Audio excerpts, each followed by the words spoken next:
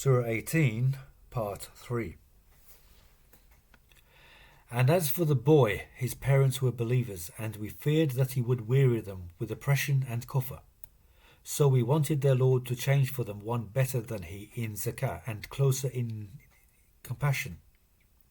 And as for the wall, it belonged to two orphan boys in the city, and a treasure for them was under it, and their father was righteous.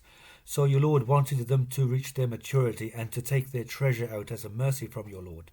And I did not do it on my command. That is an interpretation of what you were not able to have patience for. And they ask you about Dhul Qarnayn. Say, I shall read to you a dhikr of him. We enabled him in the land and gave him a reason from everything. So he followed the cable until when he reached the setting place of the sun, he found it setting in a muddy spring, and found by it a people. We said, Dhul Qarnayn, either you torture or you take them with goodness. He said, as for him who wrongs, we shall torture him. Then he is returned to his Lord, and he tortures him abominably. But as for him who has believed and has done a righteous deed, then his is the good recompense, and we shall speak to him from our command with ease. Then he followed the cable until when he reached the rising place of the sun, he found it rising on a people whom we had not made a shelter against it for. Thus, and we surrounded in information of what was with him. Then he followed a cable until when he reached between the two bars, he found a people instead of them, not almost comprehending speech. They said, Dhul Qarnayn, Ya'juj and Ma'juj are corrupting in the land. So do we make an expenditure for you, that you may make a bar between us and them? He said, what my Lord has enabled me in is better, but help me with strength. I shall make between you and them a barrier. Give me ingots of iron. Until when he had equalized between the two tops, he said, blow. Until when he had made it fire, he said, give me. I shall empty copper over it. So they were not able to climb it, nor able to dig into it. He said, this is a mercy from my Lord.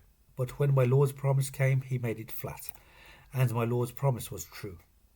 And we left some of them on that day to surge over others, and it was blown on the trumpet. Then we gathered them as a crowd. And we displayed Jahannam on that day to the Kafirun as a display. Those whose eyes were in a cover from my dhikr and were not able to hear. So have those who have disbelieved supposed that they would take my slaves instead of me as protectors?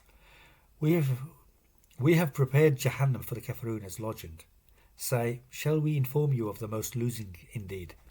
Those whose striving has strayed in the dunya life while they think that they do well in manufacture.